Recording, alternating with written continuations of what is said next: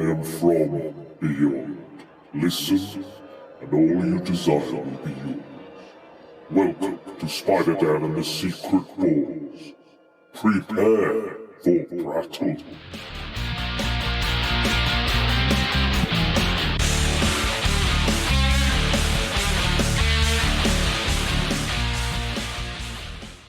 Welcome to Prattle World. I'm your host, the ever-amazing, ever-spectacular Spider-Dan, and in this podcast I spotlight entertainment's best-kept secrets that a mainstream audience may find boring.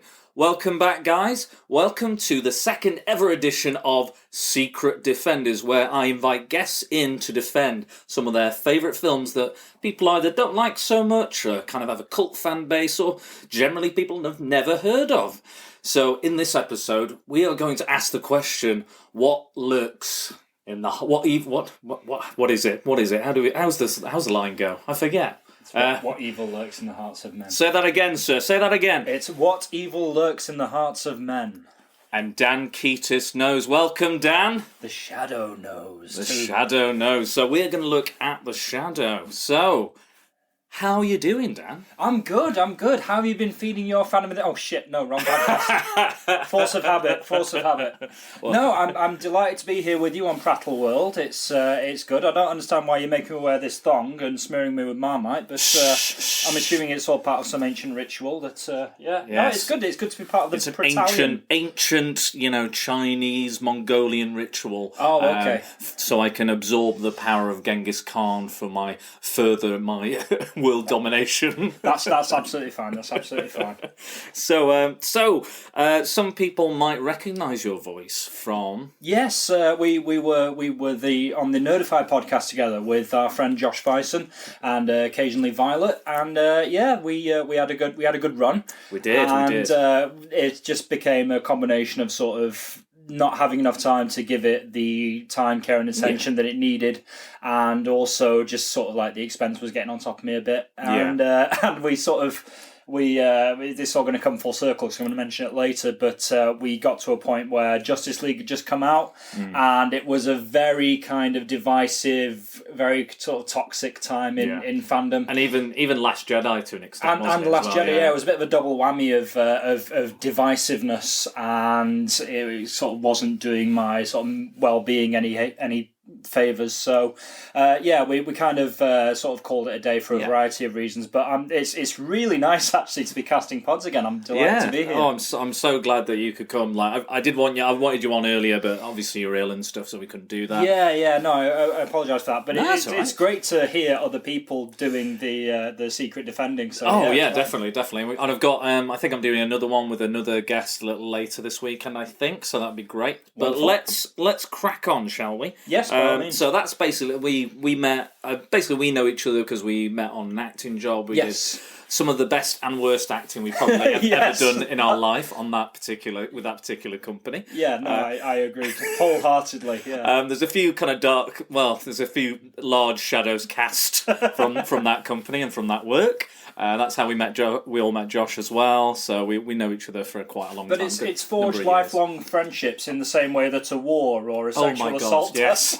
Post-traumatic stress. There was a lot of that afterwards. I still talk about it now. All the acting horror stories mostly come from that tour. Yeah. But the thing that made me keep doing it, and the thing that strengthened my resolve to keep going was you guys being there and enduring it with me. Yeah, the amount of actors I talked to after those tours who were like, "Get the fuck out! You're making this up." But it really happened. We won't go to again. This is not a podcast for that. So let's get started on the film. So The Shadow was. Thank you for reining me in. Yeah. Yes, don't worry. So The Shadow was released. What was it? 94. 94. Yeah, you're absolutely right. So it's between the Tim Burton Batman films and the Joel Schumacher Batman films. And it's kind of in a lot of ways embodies the sort of the midway point in that tonal shift, because there is a lot of the sort of the dark and broody stuff. Oh, definitely. But there's also a healthy dose of camp, which I think was an homage to sort of like the inherent campiness of a radio series, where everyone's describing what they're doing and what they're thinking, because you don't have any room for subtext on the radio. There is no subtext.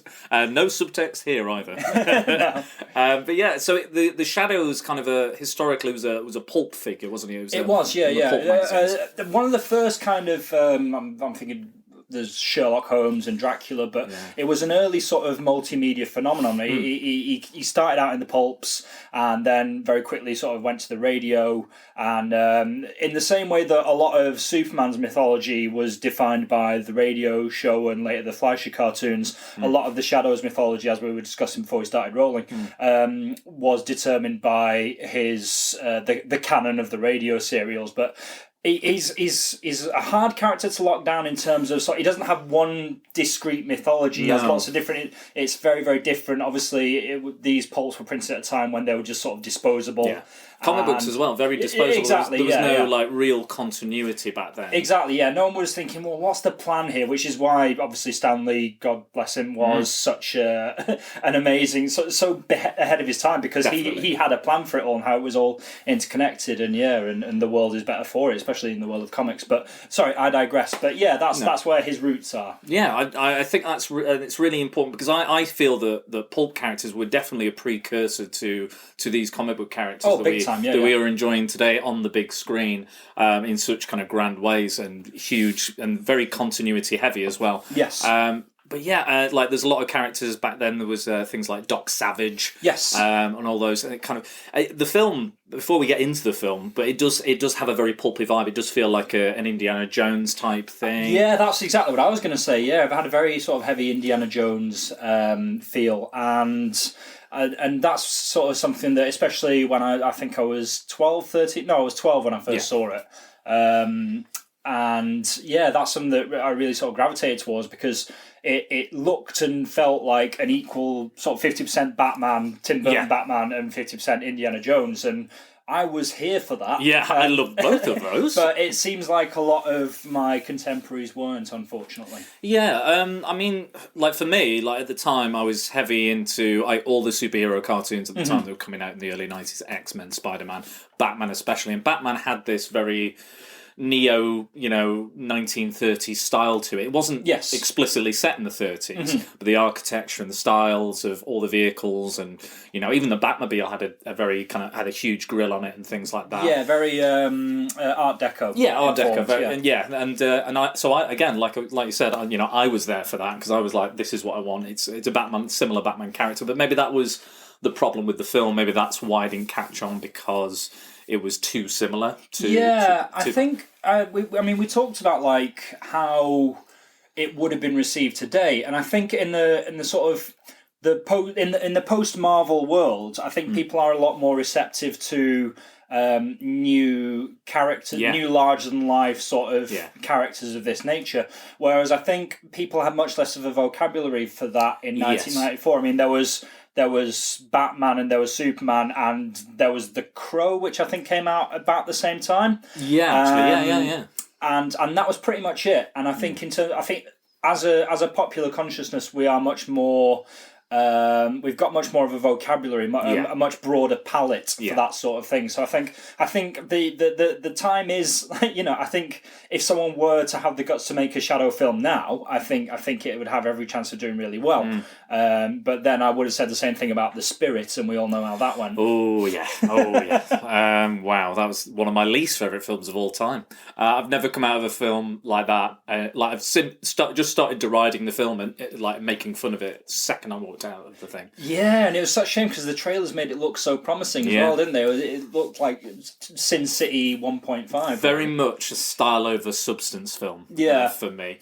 I know that Sam Raimi is a big fan of The Shadow and tried to make it a live action of trying to get the rights for years and years and years, and he eventually gave up and decided to make Darkman with Liam Neeson, which is quite a good film in itself. Very good, film as well. He was only in the first one, wasn't he? He wasn't in the other two. No, that was Arnold Vosloo, the guy who plays the mummy. Yes, and because I think that's one of the virtues you can have where the character's always wearing a mask. So he can be anyone. Exactly, So I quite like that. But yeah, So let's get back. Let's get back to the shadow. We're going on all these crazy tangents. Yeah, no, this is my infectious the tangent tangents energy. are part of the fun, really. Yeah. Yeah. So you were saying that you saw this when you were 12. Is that so? Did you go to the cinema? Yeah. How did you discover it? Do you know what? I don't think I saw it at the cinema, but I do remember quite vividly seeing the TV spots for it and thinking, wow, this looks amazing. But growing up I'm very lucky now because I live in a city centre, so if I want to go to the cinema, I can just go and be there in like 10 minutes. Freedom. Yeah, exactly. But when I was a kid growing up in a small town, you had to like get on a bus and have money to go on a bus, and when you don't have that autonomy to do that, you have to plan going to the cinema quite a lot in advance, and you have to have a parent who's willing to take you. So I don't think I saw it at the cinema, but I remember thinking that it looked really badass, and we didn't even have like Blockbuster or anything like that where I lived, but we did have a library, and I think the first time I saw it was renting it on video from the library.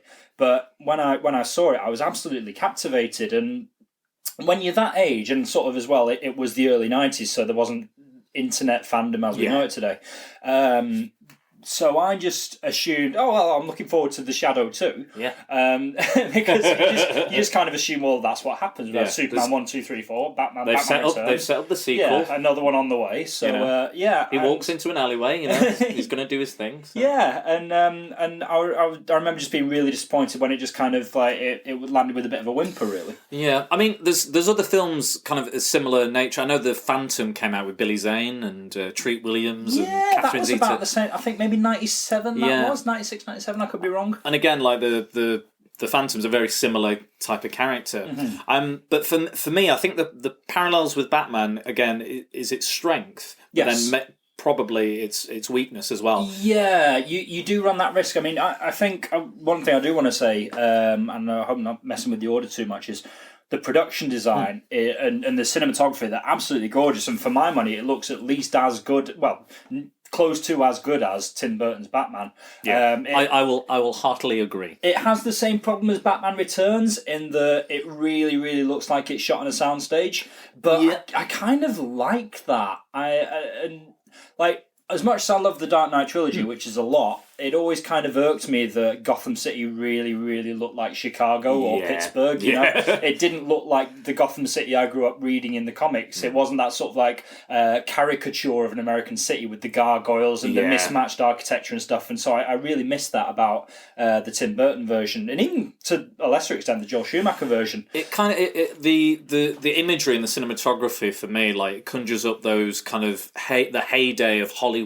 You know, those 1930s films. And the glamour and the glitz and the when they're going to, I think it's the Cobalt Club they go into, and you get that sense of. I mean, I'll tell you another film. It reminds me of another film which I love and it's very underrated is The Rocketeer. Yes, absolutely. Which is absolutely fantastic. Set in the same sort of era, similar era, and it's a great kind of pulp because that was inspired by pulp comics. Yes. Pulp magazines and pulp stories, so I highly recommend that if you like The Shadow, if you've seen The Shadow, watch it anyway because it's great, and The Rocketeer as well. But they're very in a similar vein. Oh man, you've made me just really, really want to watch The Rocketeer again. In fact, Timothy Dalton was the bad guy in that, and Jennifer Connelly was in it as well. Lovely, lovely Jennifer Connelly. Piss on my tits and call me Alan Arkin. Alan Arkin, yeah. And who's the guy? He's the guy in Lost Locke. The guy who plays Locke. He plays Howard Hughes. Yes. Yeah, absolutely. So they're both in the same vein. Very both very entertaining, very stylized, and I think both kind of died in the same way. I think it's interesting when you look at the sort of cultural zeitgeist. I think we've got conditioned, especially in a post sort of Captain America, the First Avenger, post Wonder Woman world. We've got quite used to this idea, and certainly in a post Stranger Things world, we've got very used to sort of going back to more as we go into a very sort of scary present, politically, economically. We become very sort of entranced by this idea of going back in time, whereas I think in the go-go 90s, everyone was looking forward. So to the millennium. So everything with like The Matrix looked no further, than people wanted to look forward, people wanted futurism, and anything that gave them that not everything, obviously, because you had things like the Lawnmower Man and I love Lawnmower Man. Hackers Not great. Hackers, not so much. Well, no, but like things like that. Yeah. Which very virtual reality. We were very into virtual reality. I think. Yeah. 90s, just the 90s No, world. Lawnmower Man, that was another good one. The 90s were good to us. I like the 90s. I like the 80s movies as well. Like every era. But yeah, that's definitely that the way it's filmed and like you say, it's on the studio, and you can tell it's on the studio. But the glitz and the glamour is there, and I like that feel. That there is a little bit. There's a little bit fake, but there's the realness is underneath. Heightened is the word I'd use, because when you look at, even in the acting style, it has that very golden age sort of sense, and the shot vocabulary's got a very sort of golden age sensibility, and which I think all the cast are kind of leaning into, and I really appreciate that. If you like turn the colour off on your TV, then that could quite possibly be a film from 1938. It could be something like It Happened One Night, or something like all those kind of films, the kind of glitzy glamour. All the films, all them films. But yeah, so it's really good. Should we talk a little bit about the story, the plot, and roughly, if you don't? I'll do my best. It's quite a difficult one to nail down plot-wise. So you've like The Shadow. It's hard to grasp. Exactly. Yeah. Well, you start off in the opium fields of Tibet in the 1930s with a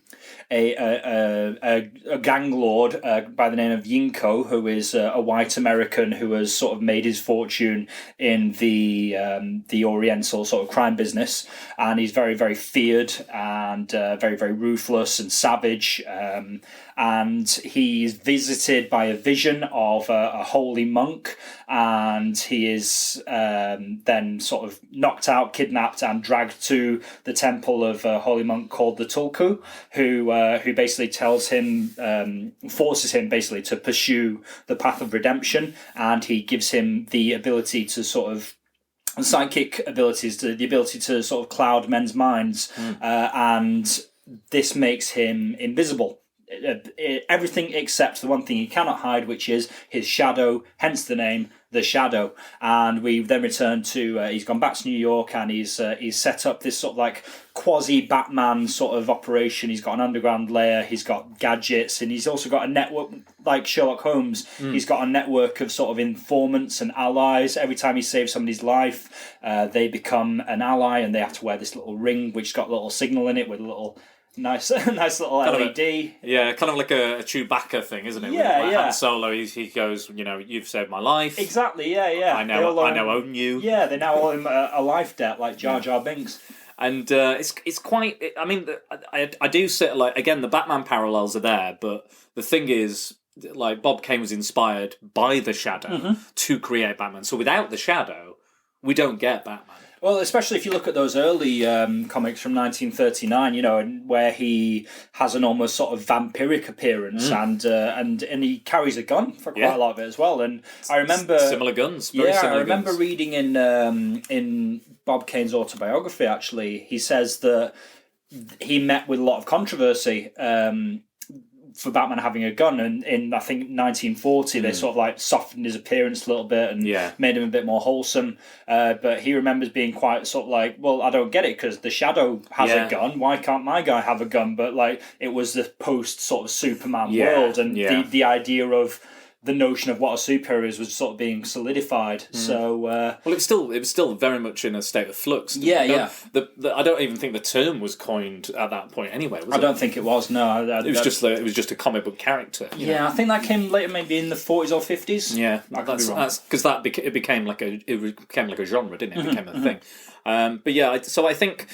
Again, like that's the weakness and the strength of the Shadow, is that we know Batman to be he's a more popular character, is more identifiable character. The Shadow is a mystery. He's an enigma, and he's supposed to be. I think in those early stories, those early pulp stories, he didn't have like an origin. He was a mysterious figure who had a hard stance on crime, would kill criminals. And he was just a vengeful, evil presence, and not evil, not technically evil, but evil in regards to what the criminals would ruthless. say. Yeah, exactly. So it's Yeah, it's the troubling thing. But there are similar characters to Batman. There always have been, always will be. There's copycats of Batman. So there's a lot of good copycat heroes out there. Yeah, you can look at Aquaman or to the Submariner, and all those sort of things. So it's not necessarily a bad thing. It's not necessarily ripping off because they do become their own thing. But yeah, I think this. I like that he is this. He's an evil person. So he's not like Batman. He's like, I'm okay. I've got some demons, but he's he's an opium dealer. He's got these women. This kind of harem of women. And he's actively. You see in the first scene, he basically actively kills an innocent man or his friend. And as we go on, we see him sort of tortured by his memories of who he was, and he's afraid of himself, and he is very much sort of like struggling through this sort of difficult road to redemption, and I really like that. And I think if you're making a film of that now, you'd sort of lean into it a bit more. What I going back to like the origin, like what struck me rewatching it, because I haven't seen it for must be about 20 years, but I remember it vividly in the same way that you do when it's a film that you watched a lot as a kid and then just never watch as an adult. But I think that what the film does really well is it tells an origin story with brevity. And it does one thing that you'd never do now, which is you have an opening scene and then it cuts to text. Yes. Yeah. I was like, just show me. Just give me a montage or something. He abandoned his ways and went back to New York and blah, blah, blah, blah. Yeah. They say it's like the den of evil, or they say some sort of in some form that the most evil place in the world is New York City. Yes. And I was like, I don't know how New Yorkers would feel about that. You'll never find a more wretched hive of scum and villainy. I'd like to talk about the ways that the powers of the Shadow are presented in the film, because I think they're done really interestingly and really well, considering the technology at the time. Yeah, I think a lot of it was optical effects, but there was some CGI in there as well. When the Shadow itself, there's a sequence where the camera sort of tracks up a flight of stairs, and it's the Shadow. He's invisible, but you see this animated Shadow sort of dancing across the walls, and it's very it's beautifully animated and very, very fluid in a way that you wouldn't be able to do with a live action actor. But then it's sort of like lightning flash, and then it cuts to this beautiful shot of the Shadow standing at the top of this very grand staircase with his cape billowing in the wind. And this is before like Batman v Superman. You've got like, it's pretty much always a CGI cape, but they didn't do it. They actually got even wires. Spawn had a CGI cape. Spawn did have a CGI cape, it wasn't very good. No, like quite a lot of the time. There was a lot of things wrong with that film. But and it does, I mean, I could have just as easily done that, Yeah, true. It does have a certain charm. I would need to see Spawn again. I remember liking the Violator scenes, because I thought it looked amazing. And John Leguizamo was fun. But apart from that, I can't remember much. I remember the makeup bit and the suit. I really love the costume. Oh, speaking of costumes, it's worth mentioning Bob Ringwood was the costume designer of the Shadow, and he was also the costume designer of the first Batman. And you really get a sense. I mean, when you look at the tuxedos and stuff, we can't stop wearing, linking it to Batman. Well, it shares a lot of connective tissue, stylistically and thematically, and just in terms of being sort of part of the zeitgeist. You know, it's. There is a lot of connective tissue there, but the costumes are beautiful, the production design is beautiful. It's a really, like looking back at it, I think it just has to be one of those films that was in the wrong place at the wrong time. That's the only reason I can think why people didn't like it. Because I think the performances are good.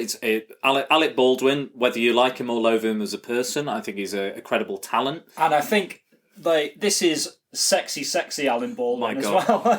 He is he's got more chest hair than I've ever seen on a man. He's got more hair on his chest than I have on my head. It's beautiful, thick, glossy, jet black chest hair. Oh God! And it's kind of the way it kind of curls around his pecs. This is becoming a very different podcast. I want to go to sleep nestled in that chest hair. But and he has I think you said it, like nobody has eyes that blue. Nobody. No, they're astonishing as well. And one thing that I really love about the film is obviously the Shadow's like he has that really classic profile with the big Roman nose that's sort of like drooping over the scarf that's like a vulture or something. Yeah, exactly. And nobody has that in real life. So what they did was they used prosthetics, but they did it in a very clever way. So he disguises his face with his sort of like psychic trickery.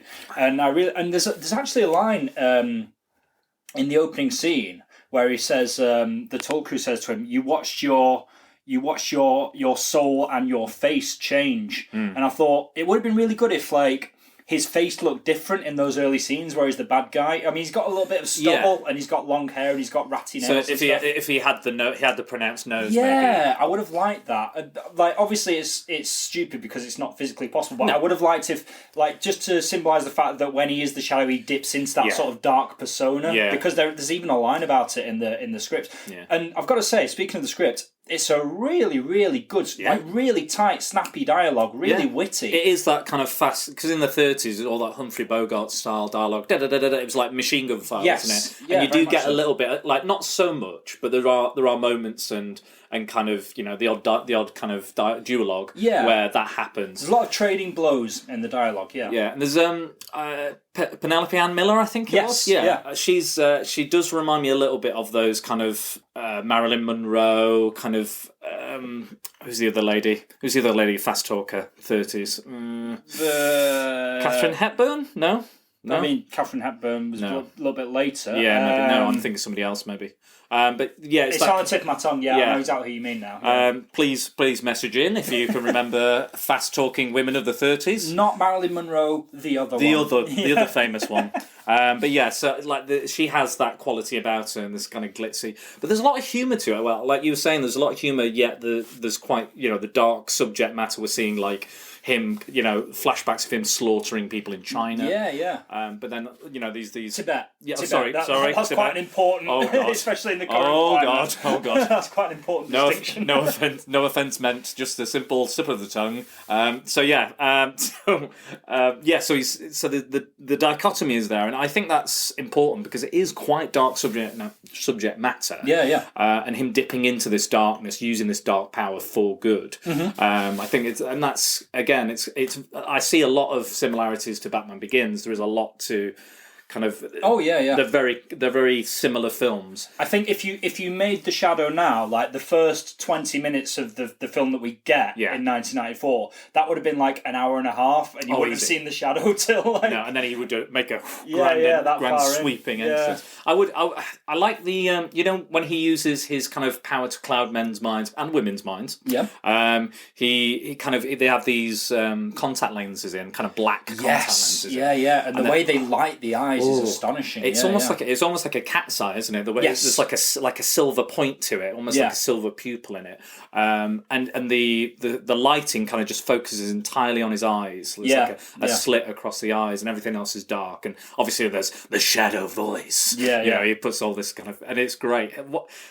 I like Alec Baldwin's performance because he kind of dances between this maniacal madness that he has, and this evil and this darkness, yet there's kind of a humorous, light kind of, I don't know, I don't want to say ticklish, but I don't know what that's the right word. There's a sort of a playful charm. Yeah, there's a playful charm, and I think honestly it's one of Alec Baldwin's best performances. It's a genuinely good performance, and it's a performance that works on a lot of levels, and I think Alec Baldwin does have that sort of, and George Clooney has it as well, that kind of golden age movie star kind of charm, where he's one of those few people who he's both an actor and a movie star, definitely, and even though you don't see so much of him now, and he chooses his roles quite carefully, and he does a lot of comedy as well nowadays. But I saw a bit of his 30 Rock kind of performance in this. Some of the kind of more witty, because there's a bit where. It's a bit where Margot Lane is describing a dream she just had. She's like, I was naked on the beach. She's like, it's very sexually kind of in this little nightgown, like describing I was naked on a beach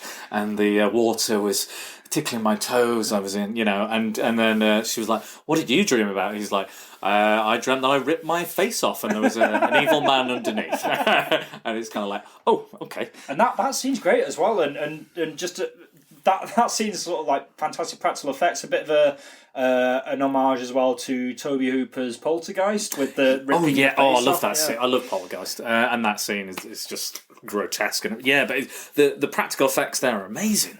And we've not even got into sort of the villain yet. No. But that's all kind of the plot with the villain is very sort of nuts and bolts, but it's exactly what the film needs. It's Shiwan Khan, who is the last descendant of Genghis Khan, and he has come to America to control a scientist played by Sir Ian McKellen, a pre-Magneto, pre-Gandalf Sir Ian McKellen, and could get him to make the first ever atomic bomb, basically.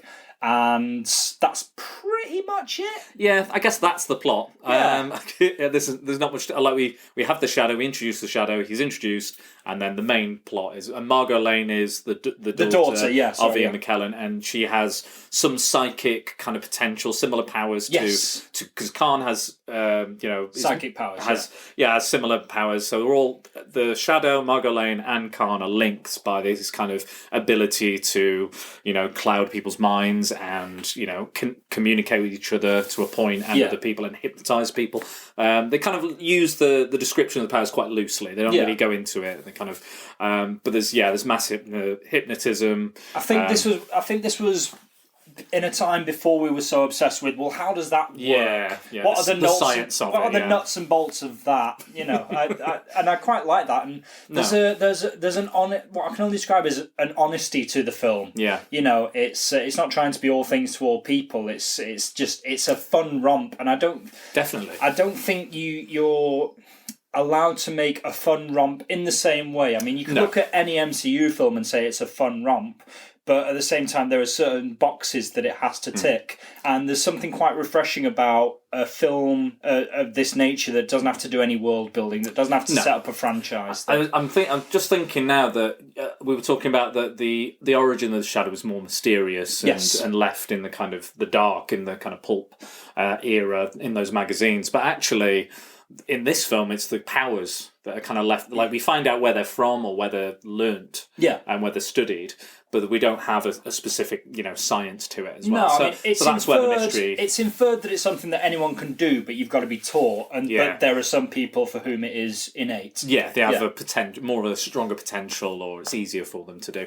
I think that's probably the more mysterious element of the Shadow, the aura, that aura of mystery. Yeah. So it's good that they kept that in, I think. Think about it now, I'm like, I don't need the nuts and bolts of it. I don't need the science of it. Because it is what it is. Do you think that, saying that it was a film of heightened reality, yes, do you think that a lot of audience might have deemed this as cheesy? I think, yes. I think that's probably... I think a lot of people sort of maybe didn't get it. I think... It was... I mean, people look at the Tim Burton Batman films now and think they're campy because it's a post sort of Nolan vocabulary that we have. But I think a lot of the films of that nature took themselves quite seriously, and they were quite sort of dark, and the 90s were kind of a dark time in pop culture in a lot of ways, and I think that maybe it had a self-conscious nature which wasn't quite what people were looking for then. Yeah, I think it's kind of old school filmmaking. Yes. In the most classic sense of the word, but again in the 90s, maybe like you said, we weren't. Wasn't quite what we were looking for. We weren't keyed into that anymore. We were we moved on in terms of acting and films and what we wanted from them. Yeah. A few years later, The Matrix was released, and that's a very tonally very different film, very much so from what The Shadow is. But again, I really enjoy superhero period pieces. Yes. I think if you're going to do, like nowadays, a lot of people are like, how do we do James Bond? How do we do James Bond? I think you should take Bond back to the 60s. Yeah. I think that I would enjoy.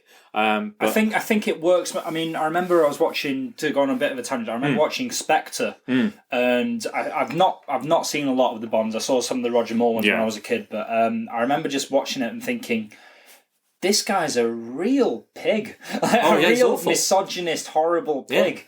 And I think that plays a lot better in the sort of early 60s than it does today. The kind of the toxic masculinity, all because that sort of I don't buy that no one calls him on it. Yeah, or they certainly, I mean, maybe they have elsewhere. I'm not a big Bond scholar. But, my friend who's read most of the novels, he's I've always found Bond very kind of sexually aggressive. Yes, like very kind of almost to the point of violence. And, he does slap women around a bit.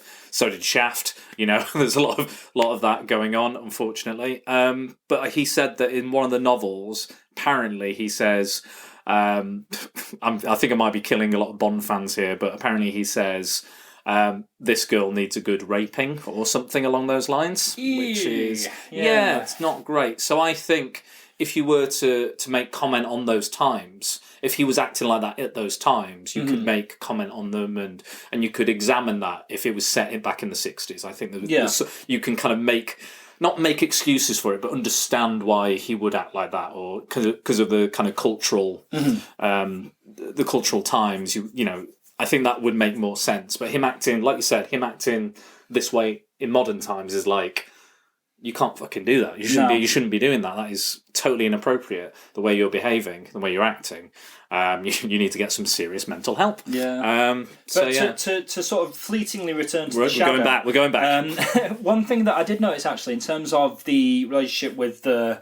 I'd say love interest, but she's not really at all. No. I mean, there's a spark of romance between them, but it's not until literally sort of the very last scene that anything actually happens between them, and it's quite refreshing that they have a sort of they have a bit of sparring in their dialogue, and I really like that he tries to sort of use his hypnotic powers on her, but she's immune to it, and he doesn't know how to deal with that. And I love the fact that you identified he starts off like with his sort of like I'm charming millionaire sort of spiel, but then when he gets to know her and realizes what she's capable of, he's like, I've got to keep my distance from this. Like something, it's far too dangerous. Yeah. And then we realize that sort of like goes into his insecurities about himself and who he is and who he was, and the fact that she can see right through him.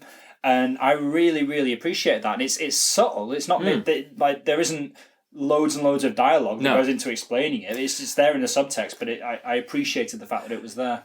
She doesn't. I'll be honest. She doesn't have that many scenes. She's not in it a lot, but her presence is significant. But I like that she has a lot of agency as well. She's she's a strong woman. She's nice. She's flirty.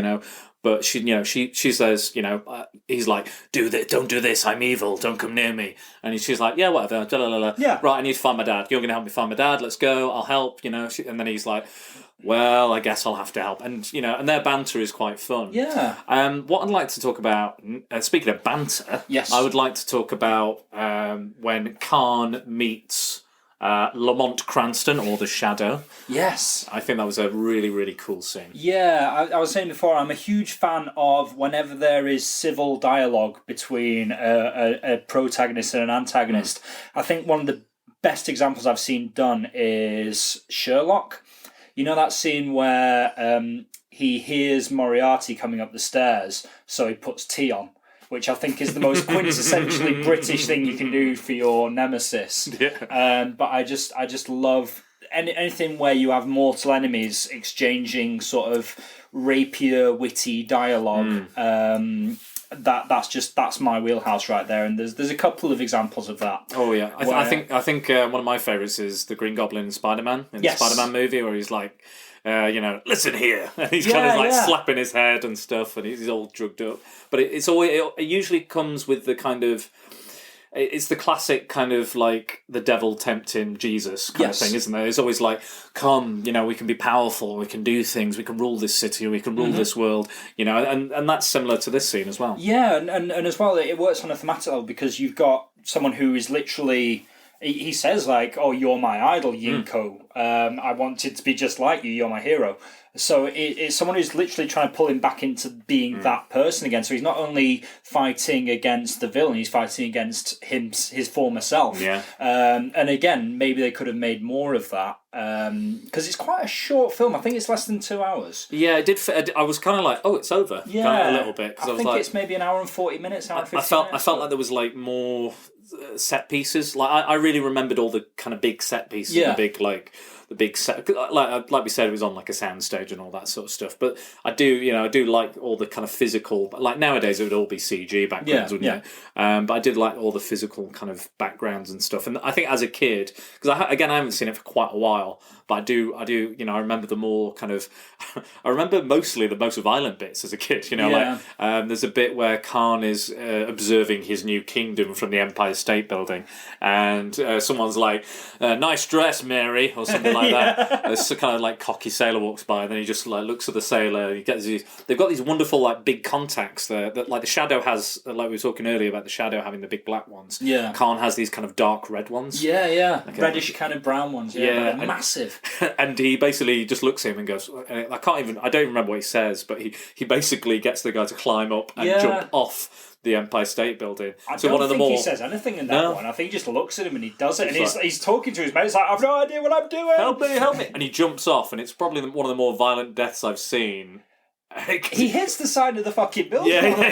He doesn't like. You don't just see him just like disappear through like the skyline. He hits like the bit that's jutting out towards the bottom. Like quite a. It's like I did not remember that. I'm not going to lie. It reminded me of Titanic, where the guy's screaming on the way down. He's like, "Ah!" And it hits the metal pole, and it's just silence. Yeah. But yeah, I really seem to remember those as a kid. I don't know. I think that's the like for me. As a kid, I always liked the things that were a little bit adult, that had that element of, they either had swearing in or, like Goonies. Goonies isn't like, particularly, it's a kid's movie. Yeah. But it still has quite a lot of adult elements and, romance, sexual romance, lots of other kind of dark stuff, getting locked in a dungeon with a, severely mentally disabled giant, that could be quite scary because he thinks it's a monster, doesn't he? So at the time, so he could have been anything. And they're going to kill him and cut his mouth off and lips off, I think they say. It's been a very long time since I've seen it. Yeah. That's Dick Donner, wasn't it? It was Dick Donner, and Spielberg produced. But yeah, I think the Goonies, I talked to a lot of people about the Goonies because I asked them, when did you see it? What age did you see the Goonies? Like, I was in my late 20s, or like, you're too old. Yeah. You're far too old. No wonder you hated it. But yeah, I was always interested in the kind of more adult stuff. I think I was fairly mature for a child. I had a big beard and everything. So, I've seen those baby pictures. Yeah, they were quite scary. It's basically, my face looked like Alec Baldwin's chest. Yeah. But just not as ripped. You've never seen a 2-year-old with so much body hair, I tell you. They called me the wolf baby. But yeah, what were we talking about? Dark thing. I mean, when I was a kid, Dark Crystal was my favourite film, and it still is to a certain extent. They're bringing the Netflix show out, aren't they? Yeah, I can't wait. But that's like, I remember, like, I bought it on 4K quite recently, and it was amazing. But I showed Val, I was like, this is such an important part of my childhood. I really appreciate you watching this with me. And she got about 10 minutes in. She saw the Skeksis, and she was like, fuck that. No. I actually watched it with Josh. I quite enjoyed it. It's beautiful. Yeah, I liked obviously the puppets and the animatronics and everything. It was fun. I think I probably prefer Labyrinth if I had to kind of compare two films. But when you're 6 years old, that film is everything. That is the shit. That is the shit. Yeah, I could imagine that. But yeah. So what can we talk about? Where were we? Might be an idea if we talked a bit about The Shadow. Maybe, yeah. I know, right? It was a radio show. Yes. And Orson Welles played the Shadow. So obviously Orson Welles is a big name actor, famous, one of the, Citizen Kane, you name it, Third Man, Transformers the movie. Yeah, he was Unicron in the planet-eating Unicron. That pea advert where he had his big tantrum, do you remember that? I don't think I saw that. There was a transcript of, he was recording an advert for peas, and he has a full-on tantrum about like how unrealistic the dialogue is. That sounds like awesome. Yeah. But I think that Alec Baldwin would have seen him stepping into the shoes of Orson Welles. I feel like that was like a challenge for him. Because he probably admired the man as the actor. I mean, there's a bit of Orson Welles in his dialogue when he's the Shadow. Yeah, he's got quite a bit of a sort of husky, raspy voice anyway. But he leans right into it when he's the Shadow. Actually, why don't we talk about some of the other characters? So we have Ian McKellen, who is one of my favourite actors. And unfortunately, almost the entirety of this film, he is hypnotised. He's not in it very much, no. And he's, I think it's a part that's got a lot of heart and a lot of, he's kind of like, he's the kindly sort of uncle avuncular scientist kind of like, archetype. I'm very interested in my work. I'll be honest, the one thing I didn't really believe was him that he didn't know the difference between red and green. Yeah, well, he's meant to be colourblind, isn't he? Is he colourblind? Yeah, right. Okay, now I get it. I thought he was just like duh. I think when people are colourblind, they're the two colours that get confused, aren't they? Relatively similar. No, I didn't realise he was colourblind. I thought he was just so like invested in his work that he never knew the difference between red and green. Like Sherlock Holmes. Yeah. It's like he has a set amount of like space in his brain and he can't accommodate.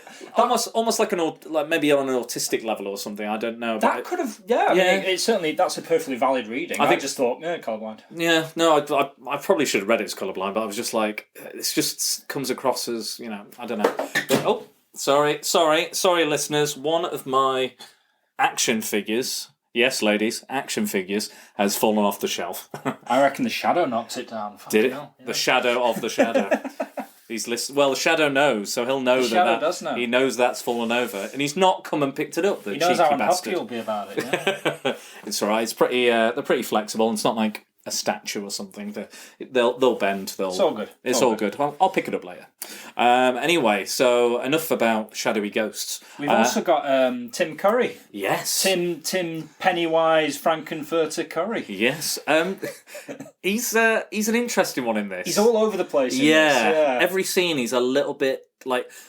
First of all, he's kind of a bit like he's the annoying kind of not lab assistant. He's another scientist that works nearby or in the same building as Ian McKellen's character. And he's very sort of lascivious towards Margot, isn't he? Yeah. Penelope Ann Miller's character. Because he keeps saying, there's a great line where he's like, "When are you going to come see my beryllium sphere?" And she's like, "I frankly don't want to have anything to do with your beryllium spheres. Thank you very much." Which I think is a great line. I love when he says, "You don't return my calls anymore." He says, "Well, that's not true. I never did return your calls." Yeah. Why is that?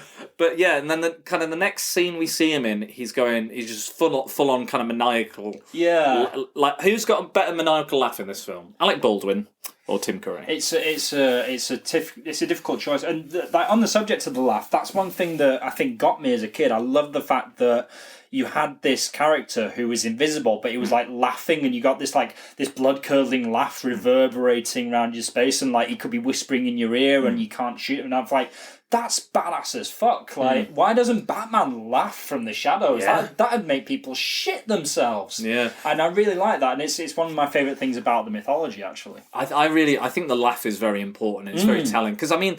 For like the mystery of the shadow is for me he seems to like the criminals are as you know they're a suspicious and superstitious and cowardly lot. So the fact that he kind of promotes himself as a kind of ghostly figure, a spectral figure, like he could be anywhere, you can't see him, you don't, luckily he's in all these very echoey places. Every set piece is in a very echoey place. So. He doesn't fight crime in places with bad acoustics.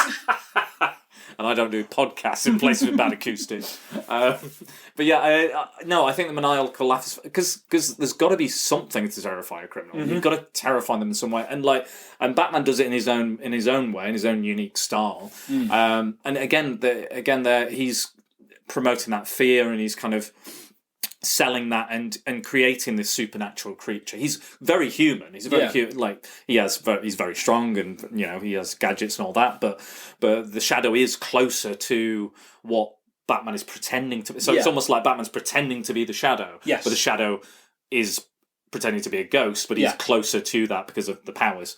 Theatricality and deception are powerful agents. Certainly are. And I was thinking about Khan. I think I said it to you before we recorded that if they were ever going to do a proper live action Mandarin, I would want to see something like this. Because it's not offensive, it's not a caricature. No. It's done very well, very, honestly. I think probably the way they could argue this is that it's obviously set in the 30s, so there's, before racism was before racism even existed. The origins of racism. No, let's not get too political, please. Let's just talk about the film. But yeah, I think it was a great portrayal by the actor. I want to say his name was John Lone. John Lone, sorry. He was in quite a lot of things, but not Fast and Furious. Rush Hour. That's the thing that it stands out for me. Oh, what's it? Who's he playing Rush Hour? I don't remember. Yeah. But I like looking at his IMDb page. That was the one thing that sort of stood out. Fair enough. But I thought he was fantastic. I thought he was really his delivery, his acting. It was phenomenal. Yeah. And like we were saying, the special effects as well were incredible. And there's a good mix of different types of special effects. And I was expecting, because quite often when I revisit a film from the 90s that I love, I think, the effects don't hold up quite as well as I remember, but I was astonished by how well the effects in this film hold up. They really do look great. I mean, even the CGI. I think the dagger is CGI. I'm pretty sure that dagger with the face, the kind of Buddha face. There's in the film, the Tulku has a sort of sentient dagger called the Purba, and I'm glad you knew what it was called, because I have no idea. It's CGI, but when you compare it to other CGI of that era, it's really it's well composited. It looks good within the shot. The textures, like you said, were really really well done. Yeah, it's like it was actually bronze, Yeah, and I thought that it can't be CG. It looks too good. Could that be stop motion? But it's too seamless to be stop motion. It's definitely not stop motion. I don't think there's any stop motion that I can think of. Even the shadows seemed like they're animated, like they're hand drawn, just because the smoothness of them and the way they move. But yeah, again, I you don't need to defend this film to me because this is great. Like, I need to defend it to the people of 1994. Yeah, just go back. They are. I think you need to go back in time, get some, get your flux capacitor fluxing, and go back and say you're wrong. Yeah, world, you are wrong. And I think people will go back now and retroactively watch this and go, what was the problem with this? Like, why? It's just and such. It's so much that it's all about timing. I think a lot of films and the reason why things aren't remembered. I watched recently. William Friedkin's Sorcerer, which is an incredible film, but it came out at the same time as Star Wars. Yeah, and just flopped, and it's an amazing film. It's very gripping, very different to Star Wars, obviously, but unfortunately, he directed The French Connection, he directed Exorcist, so this was high on the list of everyone's must watch. But Star Wars just mowed it down. I think there is an argument for just being in the wrong place at the wrong time, and I think as well, just in terms of where the tastes are, in terms of what else is on at the cinema at the time. Yeah. I think that every now and then you just get a film that falls through the cracks. And I think this is, I don't know what sort of budget to return was going on there, but I don't think it made an awful lot of money. But from what I've, everyone I've spoken to about it remembers it fondly. The people who did see it seem to have liked it. But it just seems like general audiences maybe weren't there for it quite as much as they should be. I don't know. I'm just going to look at my notes, see if there's any other things that I really kind of want to discuss. Yeah, absolutely. Not really. I think we've kind of covered the majority of it. Can I very quickly talk about what my choice was going to be? Oh, okay. Just very, very quickly. Okay. I want to talk about it. All right. Yeah, sure. We've got a lot of time. Let's fill it. Fill it. I want to talk about Justice League very quick. Ooh. Because I really it's really hard being a fan of Justice League because Marvel fans don't like it because they say it's Marvel light. DC fans don't like it because fuck me. DC fandom on Twitter. Oh god. They call it Justice League. Ugh. They're very, very vociferous in their hatred of it.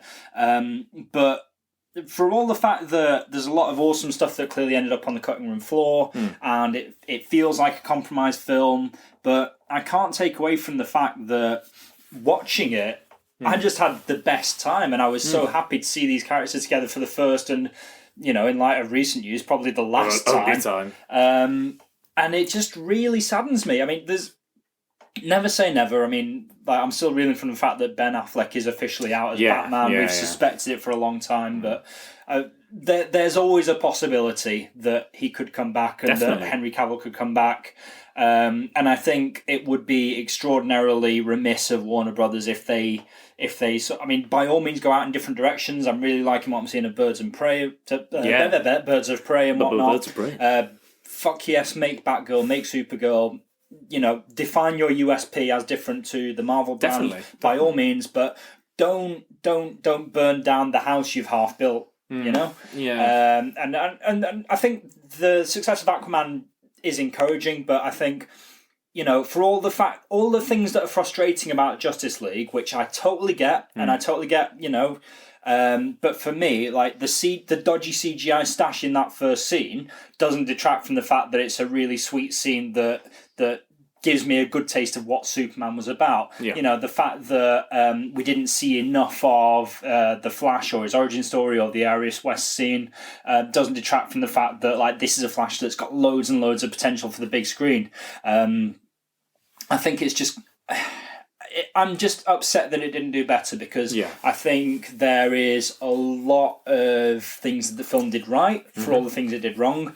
And I think in a world where the Avengers never came out, I think that film does do better. Oh, yeah, definitely. But in a film where the Avengers did come out, I can totally understand why it didn't. Yeah. But that is a film I will defend, not just in secret, but in public. Yeah, do it. With weaponry if needs be, with my bare hands if not. But no, it's something I vociferously love. But I think the reason I chose The Shadow is because I thought you might want something that's got a bit more of a sort of cult edge. Yeah, definitely. I think Justice League might become almost kind of cult. In a way, I think even the Suicide Squad is slowly becoming a bit culty. Like I know a lot of people talk about wanting to see the Zack Snyder cut. Yes, I want to see the David Ayer cut of Suicide Squad. Well, yeah, there was again a lot of interesting stuff seems to have wound up on the cutting room. Yeah, wasn't it? Someone on YouTube cut a trailer. And then the final cut was by them? Yes. Yeah, is that correct? Yeah, I think so, yeah. That's crazy. Yeah. That's crazy to think that just one... I could have edited a video on YouTube, and then I could just be like, I'll just edit a whole, Justice League multi-million-dollar picture. I don't know if it was someone on YouTube or an actual, production house that makes... someone who does... things. But I know that's what I heard, that, whoever cut the trailer was given the actual film, because, I mean, if you look at... I remember quite vividly when the first Suicide Squad trailer came out, it was much more dark and much more morose and somber. And then Batman v Superman came out and that happened. Yeah. And then you see the next trailer and that was like Guardians of the Galaxy Volume 3, you know? It was an absolute turnaround. But I mean, when I went to see Justice League, I really enjoyed it. I came out going, that was good. It wasn't amazing. I wasn't absolutely blown away, but I did enjoy seeing those characters. And again, I'm quite soft on kind of harsh criticism when it comes to comic book movies. Yeah. Like Suicide Squad, I came out and go, I enjoyed that. Yeah. And I acknowledge that I'm an incredibly easy lay when it comes to comic book movies. Exactly. Yes, exactly.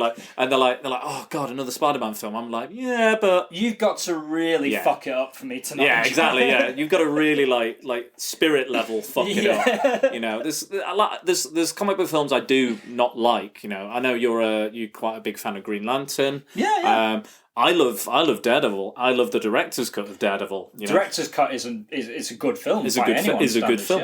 Yeah. Ghost Rider, I hate. There's so many that I'm just like. But there's a lot of them I forgive. Like the Tim story of Fantastic Fours.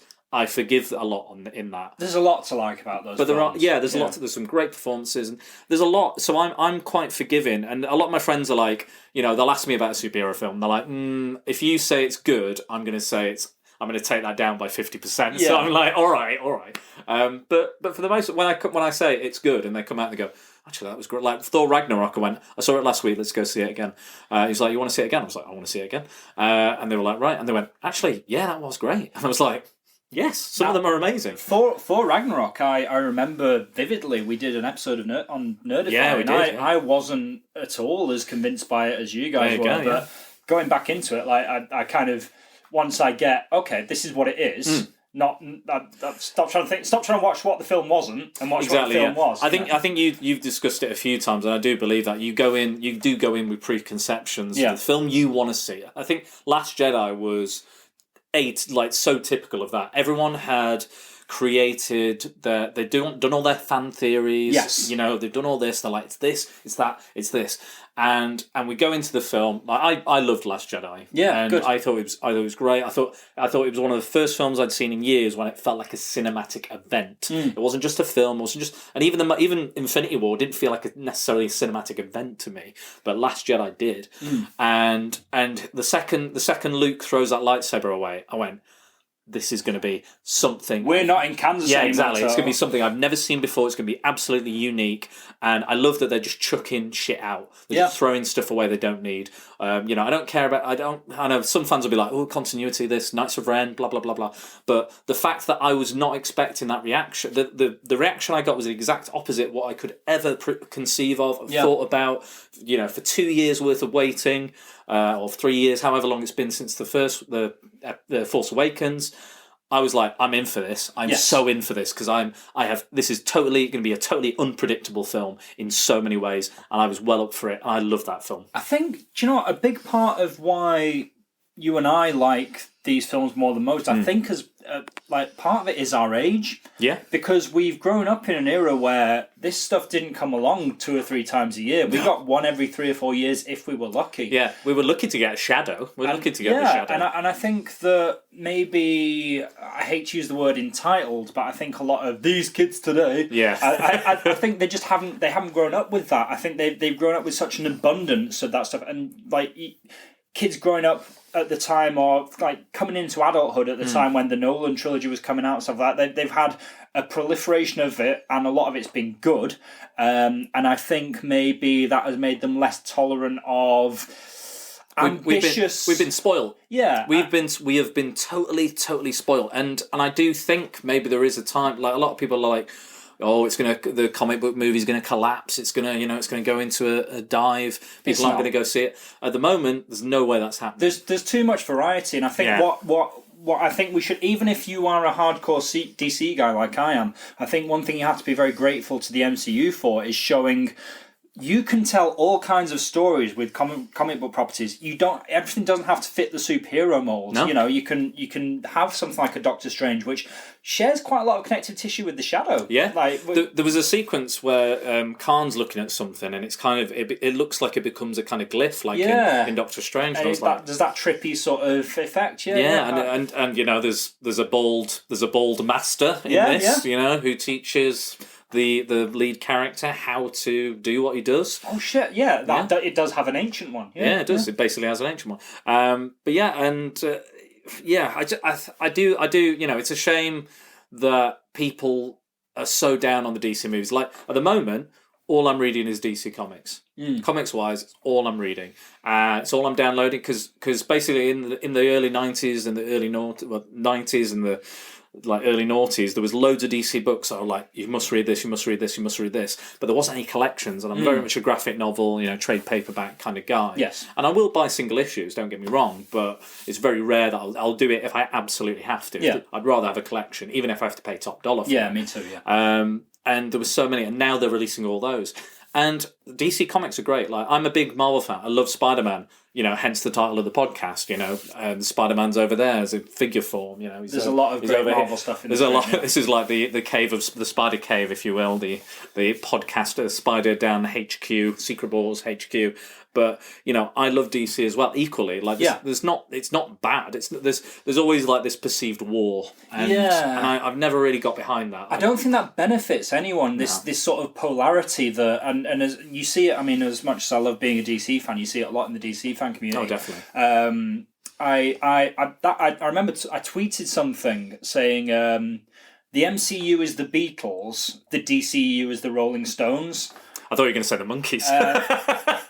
I thought that was a pretty good analogy that just came to me. I think you're right. Yeah. And somebody replied, and I'm not knocking them because it's someone I respect, but they said the MCU is McDonald's, the DCU isn't, and I think that's just needlessly dismissive. No, that's not fair. That's not fair. Because it's an easy criticism to level at the MCU, but at the same time, I don't think it's one that has merit because they're not as cookie cutter as the detractors would have you believe. Exactly. I think there's tremendous variety in the MCU. There's obviously tropes, but the hero's journey, is full of those kind of tropes anyway. Any story, like there's only there's only 5 types of story that are ever told. Yeah. And then we just repeat them. We live in a postmodern world where stories have been repeated so much, and there's very little kind of variety and difference in that. But a superhero film is a superhero film. I do expect certain things out of a superhero film.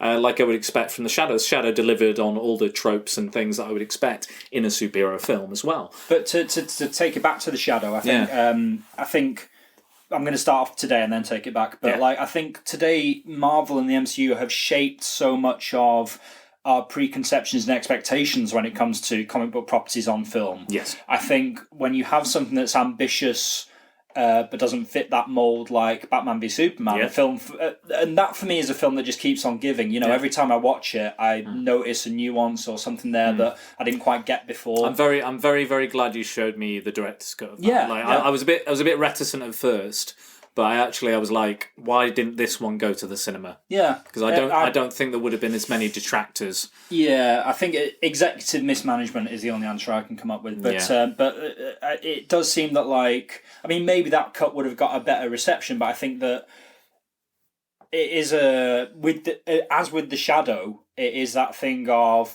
well, yeah, this is this, but it's not that, and what we want right now is that.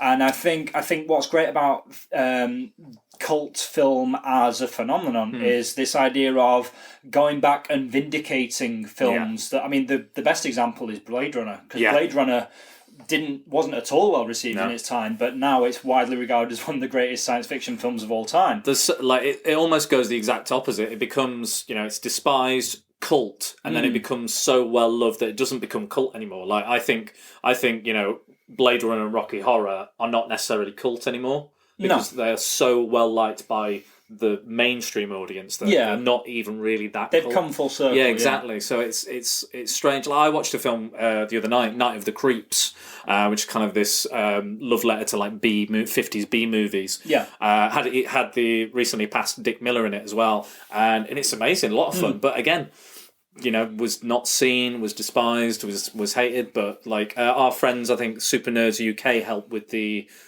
recent Blu-ray release, I think, in wonderful. the UK. Really good guys. You should listen to their podcast if you're not already listening. Fantastic guys, love them. And they do so many conventions and stuff as well. Yeah, they're very busy. Yeah, very busy guys. But it's strange how things do. I think nowadays we are... like you were saying, we like nostalgia. Yes. We want nostalgia. We enjoy nostalgia. Like you were talking about, the scary present as opposed to, the kind of golden past we kind of keep looking at. Familiarity is the word for me. We want familiarity, and especially when it costs you the better part of a tenner to go to the cinema. Yeah. You want to know what you're getting for your money. You want familiarity. You want comfort food. Yes. That's why we... if you're going to draw a McDonald's analogy, you go to McDonald's because you want comfort food. You get a big Domino's pizza because you want comfort food. It's not because you want nourishment or nutrition. Stop it! I might have to go get a pizza now. You don't want to be challenged by Domino's. And I think that's maybe if that's one thing that we crave at the expense of all else. But sometimes somebody will make a really good broccoli dish like Batman v Superman, or Mad Max, a Marmite dish, or there's room for films that break the mold, challenge your expectations. Yeah, and as well, one last thing I realise I'm going on a bit of a tangent. No, do it. I love it. I love this. I want to say is I've noticed a lot of film criticism today revolves around plot. It revolves around what happens, what people do, what people say. Right. And I think that's a disingenuous way to look at film because there's so much else. There's production design. There's the art of visual effects. One of my least favourite criticisms is, that CGI is a bit ropey, because I think if you know someone who works in digital animation, you know how hard they work, and you know how difficult it is, and you know how and compositing. Fuck me, compositing's a hard getting something. And sometimes studios will rush productions. Will rush people. So that's the reason why, to go back to Justice League, the infamous top lip. It looks, in some scenes, I'm sorry, you cannot tell it's there. Yeah. But in others, it's painfully obvious, and it's just a case. It's not that they did a shit job. It's just they were pushed for time. Exactly. And you see, limited resources. I actually shared something with Violet the other day, and it was when an artist is given like when they're paid and when they're not paid, it was like a bird, and the bird was like really detailed, like blue tit, and the next photo was just a wavy line, like a little wavy line, and I thought that was spot on because like artists are like they go, oh yeah, I need 200 exposures to pay my rent this week, things like that. But yeah, it's a shame, and there's so many great films like modern films that maybe in one day will become. I think Suicide Squad could probably become a cult film. Yeah. I really enjoyed it for the performances and the characters. There's a lot of good stuff there, and like with The Shadow. So much of it, like we said, was ahead of its time. Like some fantastic visual effects, some fantastic production design, and again, it just like narratively, it's not the strongest film. No, it's got a very, very nuts and bolts narrative. But for me, I don't come to a period piece film noir pulp movie for narrative. I come to be transported into another world, and I think in that respect it does its job phenomenally well. The set pieces are amazing. I like I said, as a child, I remember all the set pieces because they're fantastical and they're amazing. They're well done and they're unique and they're stylized. And even the poster is such a stylized poster. The green eyes, gorgeous. And the Shadow is such a despite being mostly radio character, he's a very recognizable presence. I know they've recently done some comics where Batman has teamed up with the Shadow, which I'm very much looking forward to read. I might even buy some after this podcast. Do you know what? I've got a bunch of Shadow comics on my iPad, and I think it's Howard Chaykin did a run in the 90s, and I've got those, and there's some recent ones. There's Matt Wagner did some. I've got those, and I'm gonna I'm now motivated to dive deep. I'm excited. In thank you very much for bringing this film back to my attention. It's really my pleasure. It's so much fun. I really enjoyed watching it with you. I'm so glad. I'm glad we were able to share this together, and it makes my heart glad to kind of feel a little bit of that old Nerdify kind of love and stuff. It's nice. Yeah, it's a nice feeling. But guys, if you haven't seen The Shadow, please do yourselves a favour and watch it. I think you could probably get it for about $5 on iTunes or YouTube. I think do it. Maybe Amazon. Maybe it's probably all on there. Or if you're a physical guy like me, I got it on Blu-ray from Amazon for just a bit over a tenner. It's a film experience that will reward you if you give it the opportunity and go into it with an open mind. Exactly. I want to do one last thing before you go. Now, last time I had a. Shall I get the Vaseline? You'd be lucky. So in the last podcast I did with the Secret Defenders with Angry Andy Knowles, I introduced a cult film test, which is kind of 71 questions to say whether this is a cult film. It's kind of 71. We'll try and blitz through them as quick as we can. Are you ready? Okay, let's go. You're ready? Here we go. I'm caffeinated. Let's go. Here we go. So we've got 20 minutes. We can do it in 20 minutes. Fine. So, does it feature excessive violence? No, I wouldn't say so. No. I mean, there's a bit where for a character whose signature weapon is 2 pistols, there's extraordinarily little shooting, and there's a lot of swords and there's even the crossbow of the 2 guards get crossbowed. Yes, and there is literally no blood. It's mostly people falling off buildings. Yeah, quite violently. Okay, next one. Does it feature buckets of blood? No, barely any. There's little dribbles here and there. But... Yeah, I think it's just like out of his mouth, or he's got a bullet wound, but very kind of tame, not like gushing or anything. But you know, it has almost no blood. The Texas Chainsaw Massacre, and I would very much regard that as a cult film. Yeah, even the chainsaw sequence, you don't really see it. Barely any blood. I mean, I think Psycho has more blood. Yeah. Anyway, next one. Does it feature over the top acting? Yeah. I'd say there's a slightly campy element, but it's not naturalistic. No, definitely not, and it doesn't. It's not a disservice to the darkness or that tone either. It kind of works. It works all together. So, does it feature a ludicrous premise? Yes. Yeah. Definitely. I say yes. So let's go. Do you mind if you count these up? Count the amount. So we've got the amount of wins. Yeah, so we've got wins. Two so far. Yeah, sorry, I forgot to mention that. I've only got 10 fingers though. You realise? Okay, I'll do it as well. Fingers. I'll do it as well. I mean, I'll try and do toes. We'll try. So, an experienced elder actor. Does it feature an elder experienced actor? Yes, Mckellen. There we go. Fantastic. Does it feature quotable dialogue? Oh, big time. Yeah, he's got his catchphrases, hasn't he? So, the Shadow knows. The Shadow knows. Does it feature a martial arts display? Yeah. I'd argue the sword swinging. Yeah, I'd say that's kind of there. We'll go with that. Does it feature gunplay? A little bit. Yeah. A little bit. More than none. There's two. He's got two guns. Yeah. There's a lot of Tommy gun action. Yes. If you like Tommy guns, this is the film. Does it feature a professional sport? Not that I'm aware of, no. No, I don't think so.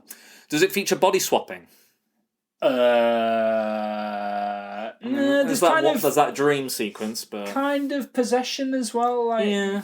No, not like I mean active body swap, like proper body swap. Right, like no. Freaky no, Friday no, body swap. Okay, fair enough. Then. Okay, so does it feature smart characters making stupid decisions? A la Prometheus. I mean, there's a smart character who is brainwashed by hypnotism, so... But he's not. Yeah, he's not making the decisions actively, though, is he? I'm sure if I had longer to think about it, I'd be able to identify one. We'll find something. Does it feature anything non-threatening made threatening? Not that I can think of off the top of my head. Okay. Does it feature machismo? Yeah. Yeah. Very sort of genteel 30s machismo. Oh, yeah. But machismo. He does that thing where he's got a really high waistband, his pecs are sticking out the top. Yeah, he's got that. That's pretty fucking... That chest hair, come on. But yeah, that's definitely a tick for machismo. How many are we on so far? 7. Does it feature dance choreography?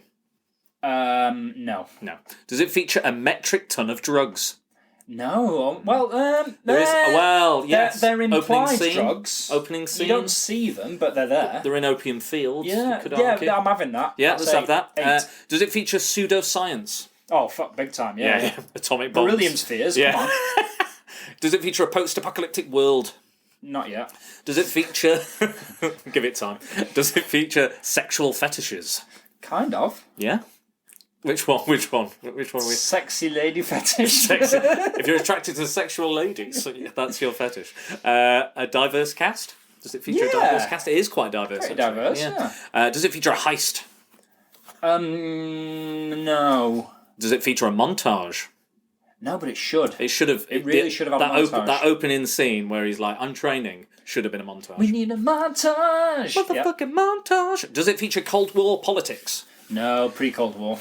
Does it feature a grizzled cop? Kind of. His uncle's a grizzled cop. Yeah. Well, he's just fat and indifferent. Yeah. I'll let you decide on that one. Okay. Does it feature a conspiracy?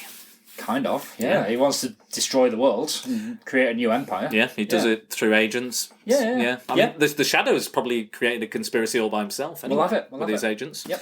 Does it feature a resurrection? Kind of. You could say that Yinko dies and he's resurrected as Lamont Cranston. Ooh, you're playing around with these questions, aren't you? I'm having that. Yeah, fair enough. Does it feature an unconventional love story? I would argue that it's unconventional, yeah. They're psychic people who fall in love. Yeah, fair enough. How are we doing on numbers? 14. 14, cool. Does it feature sports cars? No. Does it feature little people? Not really, no. No. Does it feature an animal in a starring role? No. Does it feature a strong female lead? Yes. Yeah, cool. Does it feature noir-like narration? No. No, it should have had. Should have had. Something. Does it feature Japanese weaponry? Yes. Well, no. Tibetan, Mongolian. Yeah. Does it feature creepy children? No. No creepy kids, no. You'd expect there to be, wouldn't you? Yeah. I thought, is the guy at the start kind of the child, the talker? Oh, yeah, okay. Do you argue he's a creepy child? Because he's got like a very menacing voice, hasn't he? Yes. Yeah. I'll have that. Go on then. Does it feature bullies? No. Does it feature Nazi-themed anything? No, it's pre-Nazi. Pre-Nazi. Does it feature a trending fad at the time? Difficult to yeah, because it's a period piece. Yeah. No. No. Does it feature LGBT content? If it does, then it's very, very implicit. Ian McKellen's in it. Can we have that? Yeah, go on. I'll let you have that. Does it feature body horror? Yes, the face. I'd say the face is body horror. Yeah, definitely. Does it feature an idiot character? Oh, fuck yeah. Tim Curry. Yeah. Tim Curry is the idiot character. Does it feature punk, rock, or rap music? No. Does it feature a celebrity cameo? Not really, no. Does it feature supernatural powers? Yes. Big time. Yeah, huge, yes. Does it feature time travel? No. Does it feature space travel? No. Does it feature an exorcism? No. Does it feature... So many missed opportunities. I know. Well, this is like the last film we looked at, Bad Lieutenant, was it was a very much cult film, but again, it didn't get scored very well. Okay. Does it feature a child protagonist? No. Does it feature nerds?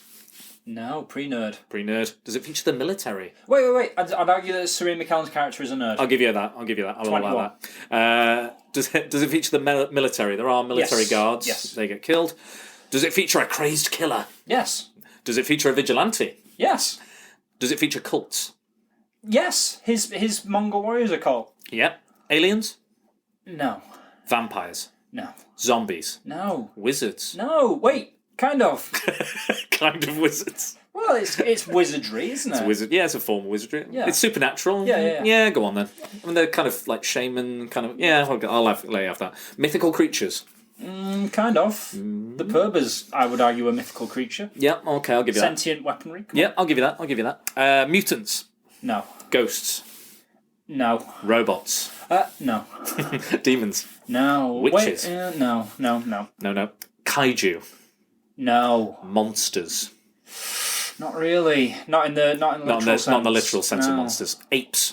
No. Samurai. No. That would be historically inaccurate. Yeah. Ninjas. Again, no. Same again. Yeah.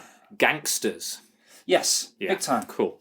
Vincent Price. No, but that's the thing that this film was missing. Yeah, I think Tim Curry could have been replaced easily with Vincent Price. Obviously, he could have been the Tulku. That would have been pretty awesome. Or he could have been the scientist. Yes. Again, it's like a hypnotised role. I don't know if he'd go for that. Samuel Jackson. Does it feature Samuel Jackson? No.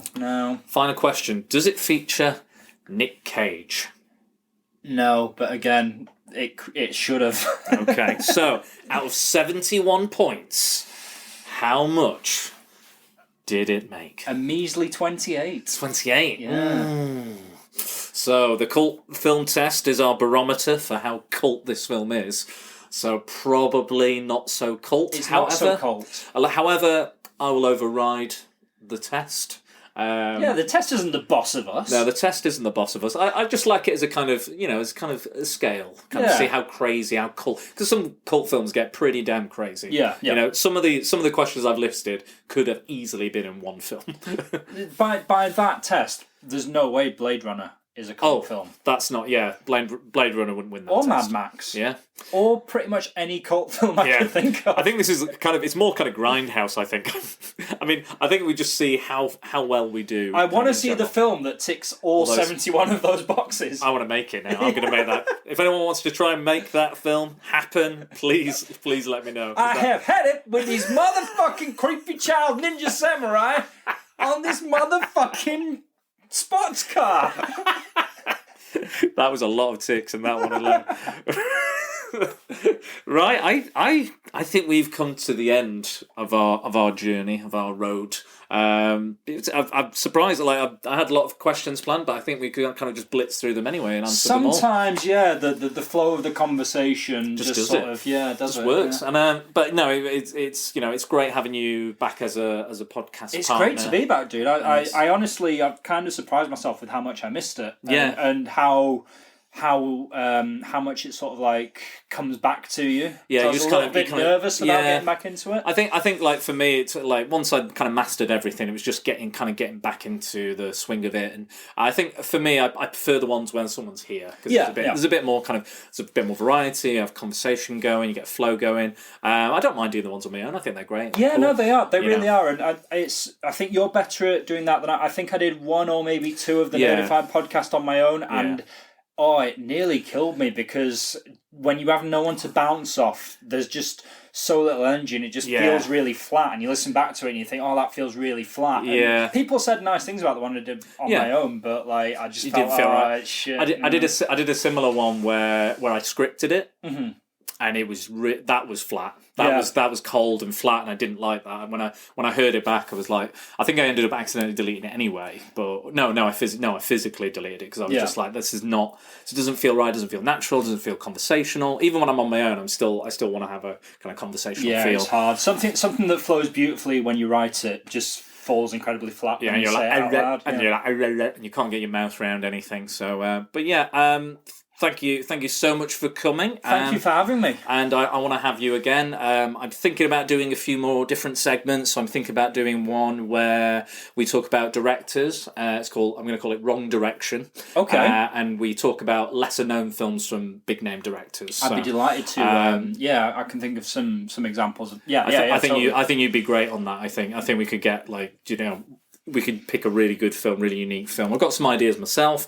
There's a few that. What was the other one I wanted to do? I wanted to talk about. I want to do Backstage Past as well. I did a little bit one on the Superman Curse. Yes. Which I quite enjoyed doing. I'd like to look at other kind of production hells on movies. So things like Fitzcarraldo and Justice League, or Batman. We could talk about those as well. And I'm going to do another section as well, which is Spider Knights of the Round Table, which is just round table discussions about subjects, so about comics, Spider-Man, films, cult films. Do you know what we could do? Yeah. We could for Nerdify listeners. I love you all. Thank you so much for keeping us going. We are missed. I know we are missed as long as we did. Yeah. But Nerdify listeners would be interested to know there is actually a lost episode of Nerdify where we discussed our top 5 Britcoms, and when we did it, Dan was on tour, so we did it over Skype, and just the audio in his end just didn't record properly. And I tried to go back and correct it in post, but it just sounded shit. And we just had to jettison the episode. So it'd be pretty cool if we got Josh. If we could do it, we could do that. We could mock that up and talk about some definitely. Britcoms. I can move my sofa a little bit. We can have a three-seat thing. Yeah, we could do that. Easy. Cool. But thank you for having me. I cannot wait to return to Prattle World. Definitely. So, yet again, guys, I'll have to say goodbye to you, my little bore-mongers.